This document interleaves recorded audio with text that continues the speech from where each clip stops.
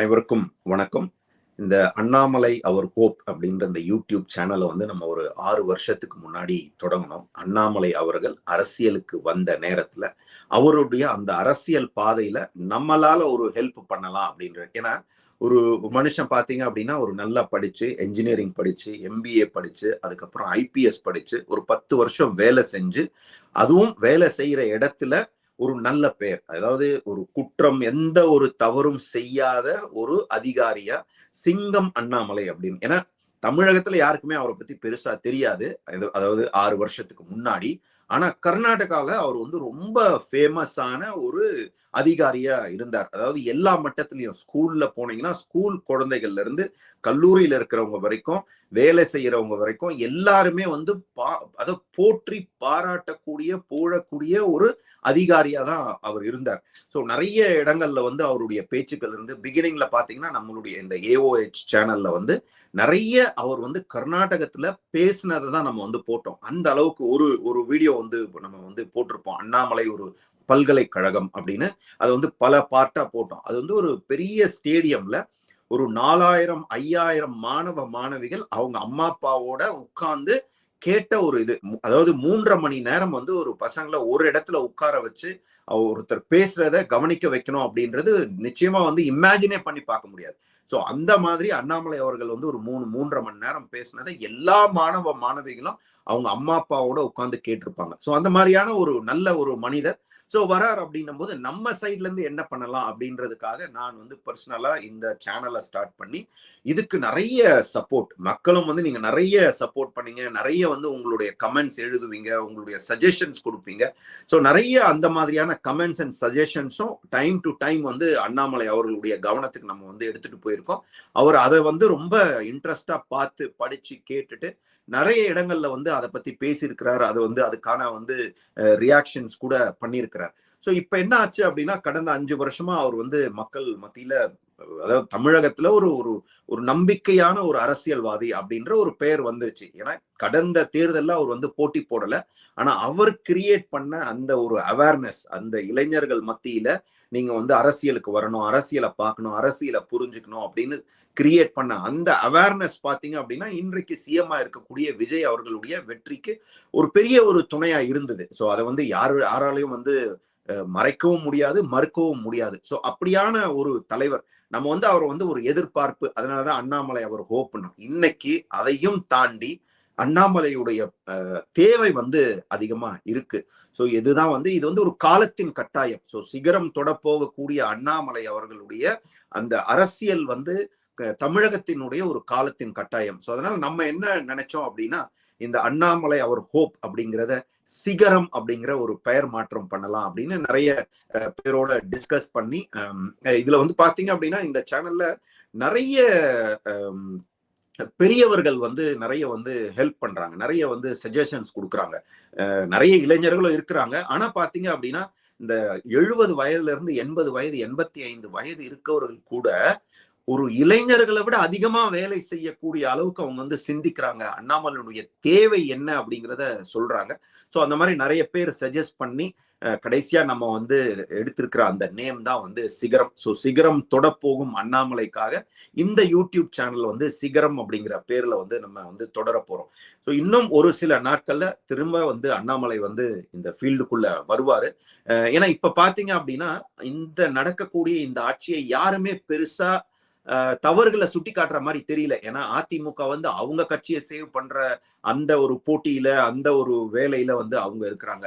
திமுக வந்து பாத்தீங்க அப்படின்னா எப்படி இந்த அளவுக்கு நம்ம தோத்தோம், இவ்வளவு நாள் வந்து நம்ம வந்து மக்களை வந்து ஏமாத்திக்கிட்டே இருந்தோமே, மொழிய சொல்லி ஜாதிய சொல்லி இனத்தை சொல்லி சிறுபான்மைன்னு சொல்லி இப்படியெல்லாம் சொல்லி ஏமாத்தினோம். ஆனா எல்லாரும் சேர்ந்து நம்மளை வந்து இந்த முறை வந்து இப்படி தோக்கடிச்சிட்டாங்களே அப்படின்ற அந்த ஒரு பெரிய ஏமாற்றம், அதனால ஏற்பட்ட ஒரு பெரிய வலி, அந்த வலியிலிருந்தே அவங்க வந்து இன்னும் கூட வெளியில வரல. இதை விட கொடுமை என்ன அப்படின்னா அவங்க வந்து சிறுபான்மையினரை தான் வந்து பெருசா நம்பி இருந்தாங்க. இவ்வளவு நாள் அவங்கள வச்சுதான் ஏமாத்தி இந்த ஆட்சியை வந்து பிடிச்சிக்கிட்டே இருந்தாங்க.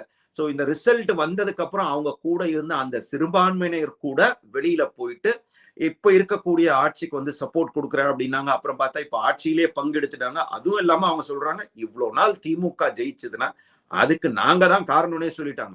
சோ இதுல இருந்து என்ன ஆகுதுன்னா, திமுகங்கிறது ஒரு டம்மி பீஸ் அப்படிங்கிற மாதிரி எல்லாருமே வந்து சொல்ல ஆரம்பிச்சுட்டாங்க. அதாவது கடந்த 5 வருஷமா ஆட்சி செய்யும் போது நிறைய பேர் வந்து கிரிட்டிசைஸ் பண்ணாங்க. முதல்வரை வந்து அந்த அளவுக்கு கிரிட்டிசைஸ் பண்ணலாமான்னு தெரியல.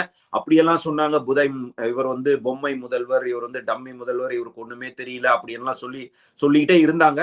அது அவங்களும் வந்து சீரியஸா எடுத்துக்கல. அவங்க வந்து நாங்க வந்து 200க்கு மேல் 210க்கு மேல் 234 நாங்க தான் அப்படின்ற மாதிரி எல்லாம் வந்து பேசிக்கிட்டு இருந்தாங்க. ஆனா இன்னையோட நிலைமை என்ன அப்படிங்கிறத பார்த்தோம். ஆனா அண்ணாமலை அவர்கள் வந்து தொடர்ந்து என்ன சொன்னார் அப்படின்னா, விஜய் அவர்கள் அரசியலுக்கு வரணும் அப்படின்னார். விஜய் அரசியலுக்கு வர்றத வரவேற்றார்.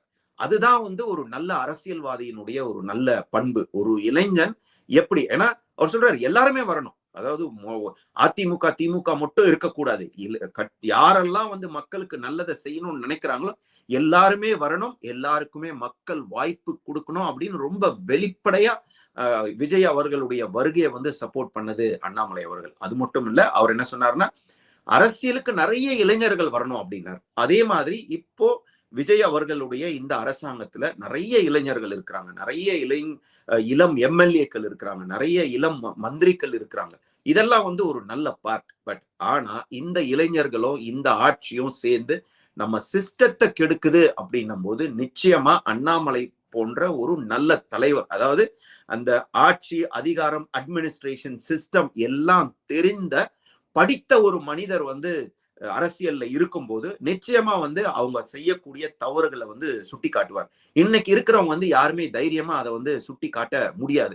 ஏன்னா அவன் லஞ்சம் வாங்குறான் அப்படின்னு எந்த அரசியல்வாதியெல்லாம் இன்னைக்கு சொல்ல முடியாது. ஏன்னா இதுக்கு முன்னாடி அவன் அதை தான் பண்ணிக்கிட்டு இருந்தான். சோ இதெல்லாம் வெளிப்படையா பேசக்கூடிய ஒரே தலைவர் அப்படின்னா அண்ணாமலை மட்டும்தான் இருக்க முடியும். சோ இப்போதைக்கு தமிழகத்தினுடைய எதிர்காலம், தமிழக மக்கள் வந்து எதிர்பார்க்கக்கூடிய அந்த மாற்றத்தை கொடுக்கக்கூடிய ஒரு தலைவரா இருப்பார் அப்படின்னா திரு அண்ணாமலை அவர்கள் மட்டும்தான். ஏன்னா மத்த யாருக்குமே அந்த ஒரு எண்ணமும் இல்லை, அதற்கான குவாலிபிகேஷனும் இல்லை. சோ எல்லா தகுதிகளும் படைச்சு தன்னுடைய நல்ல வேலையை விட்டுட்டு தமிழகத்துக்கும் தமிழக மக்களுக்கும் நல்லதை செய்யணும் அப்படின்ற ஒரு நல்ல நோக்கத்துக்காக அரசியலுக்கு வந்த தலைவர் தான் அண்ணாமலை அவர்கள். இல்லைன்னா ஏன்னா இப்ப வந்து போட்டி போட்டு வெற்றி பெறாங்க. வெற்றி பெற்று ஒரு 3 வாரத்துல எம்எல்ஏ பதவியை வந்து ராஜினாமா செஞ்சுட்டு இன்னொரு கட்சியில போய் சேர்றாங்க அப்படின்னா அவங்க எதுக்காக சேர்ந்திருப்பாங்க? பணத்தை தவிர வேற என்ன அவங்கள வந்து அங்க வந்து ஈர்த்திருக்கும்?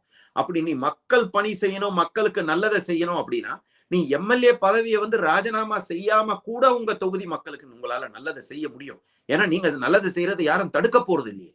நீங்க போய் உங்க மக்களுக்கு நல்லதை செய்யறது யாரும் தடுக்க போறது இல்லை. ஏன்னா ஆயிரக்கணக்கான மக்கள் வந்து நீங்க தான் எம்எல்ஏவா வரணும் அப்படின்னு விரும்பி ஓட்டு போட்டிருக்காங்க. அந்த இடத்துல மத்த வேட்பாளர்கள் வரக்கூடாது அப்படின்னு உங்களை விரும்பிதான் ஓட்டு போட்டிருக்காங்க. அப்படி வந்து உங்களை விரும்பி ஓட்டு போட்டு உங்களை வெற்றி பெற்ற மக்களுக்கு நீங்க என்ன செய்யறீங்க? ராஜினாமா பண்ணி அவங்கள வந்து அவமதிக்கிறீங்க, அவங்களுக்கு வந்து துரோகம் செய்யறீங்க. சோ இந்த மாதிரியான அரசியல்வாதிகள் இருக்கக்கூடிய இந்த இடத்துல அண்ணாமலை போன்ற ஒரு நல்ல மனிதர்கள் வரும்போது நிச்சயமாவே பாத்தீங்க அப்படின்னா இளைஞர்களுக்கும் தமிழகத்துக்கும் தமிழ்நாட்டு மக்களுக்கும் வந்து நல்லது நடக்கும். இப்ப கூட பாக்குறோம் நிறைய மினிஸ்டர்ஸ் வந்து என்ன அப்படின்னா அவங்க வந்து இன்னும் கூட அந்த சினிமா மோகத்துல, இன்னும் கூட அந்த ரீல்ஸ் மோகத்திலேயே தான் இருக்கிறாங்க. நம்ம கூட பார்த்தோம் அந்த தொழில்துறை அமைச்சர் வந்து என்ன மாதிரி ரீல்ஸ் போடுறாங்க. மத்தவங்க எல்லாமும் வந்து போற இடத்துல அவங்க ஏதாவது ஒரு இடத்துக்கு போறாங்க அப்படின்னா போறதுக்கு முன்னாடி ரீல்ஸ் எடுக்கிற ஆட்கள் தான் நிறைய இருக்கிறாங்க. அங்க உண்மையா என்ன நடக்குது, அந்த சம்பவம் அது அங்க என்னென்ன இருக்கு அப்படிங்கறத தெரிஞ்சுக்கிறாங்களா அது தெரியல. அவங்களோட மெயினான நோக்கம் என்னன்னா ஒரு இடத்துக்கு போறாங்க, ரீல்ஸ் எடுக்கிறாங்க, உடனே ரீல்ஸ போடுறாங்க. நீங்க வந்து ரீல்ஸ் மூலமாகவும் சினிமா மூலமாகவும் ஆட்சிக்கு வந்திருக்கலாம். ஆனா ஆட்சிக்கு வந்ததுக்கு அப்புறம் நீங்க ரியலா ஆட்சி பண்ணணும். அதுதான் வந்து நம்ம சொல்றோம். அந்த மாதிரியான ஒரு உண்மையான ஆட்சியை, மக்களுக்கான ஆட்சியை, இந்த தமிழகத்துக்கான ஆட்சியை, தமிழகத்தினுடைய வளர்ச்சிக்கான ஒரு ஆட்சியை தரக்கூடிய ஒரு தலைவரா அண்ணாமலை அவர்கள் வந்து நிச்சயமா இருப்பார். ஏன்னா மக்கள் வந்து எப்பயுமே தமிழகத்துல இருக்கிற மக்கள் வந்து எப்பயுமே மாற்றத்தை தான் வந்து எதிர்பார்த்துட்டு இருந்தாங்க. ஏன்னா அதனாலதான் அதிமுக திமுக மாறி மாறி வந்த நேரத்துல விஜய் அவர்கள் வந்ததுனால அவருக்கு அந்த ஒரு பெரிய வாய்ப்பு கிடைச்சிருக்கு. இது வந்து ஒரு பெரிய வாய்ப்பு, கோல்டன் ஆப்பர்ச்சுனிட்டி. இது வந்து யாருக்குமே கிடைக்காது. கட்சி தொடங்கின 2 வருஷத்திலேயே வந்து நீங்க வந்து ஆட்சி அமைக்கிறது அப்படிங்கிறது ஒரு சாதாரண விஷயம் இல்லை. இது ஒரு பெரிய சாதனை, வரலாற்று சாதனை. திரும்ப திரும்ப சொல்லிக்கிட்டே இருக்கும். இதுல வந்து நிறைய பாசிட்டிவ்னஸும் இருக்கு. ஆனா இதை பயன்படுத்தி அவங்க வந்து ஒரு நல்ல ஆட்சியை நடத்தல அப்படின்னா இவ்வளோ பெரிய கட்சி 60 வருஷமா இவ்வளோ பேரை ஏமாத்தி இந்த மொழியை சொல்லி, ஜாதியை சொல்லி, சிறுபான்மைன்னு சொல்லி இவ்வளோ பேரை திட்டம் போட்டு ஏமாத்தி, அதாவது தலைமுறை தலைமுறையா திட்டம் போட்டு மக்களை ஏமாத்தின ஒரு குடும்பத்தை, ஒரு கட்சியை மக்கள் வந்து ஈஸியா தூக்கி போட்டுட்டாங்க. நீங்க 2 வருஷத்துல வந்த ஒரு சினிமா மோக ஆட்சி உங்களை தூக்கி போடுறதுக்கு மக்களுக்கு வந்து நிறைய டைம் எடுக்காது.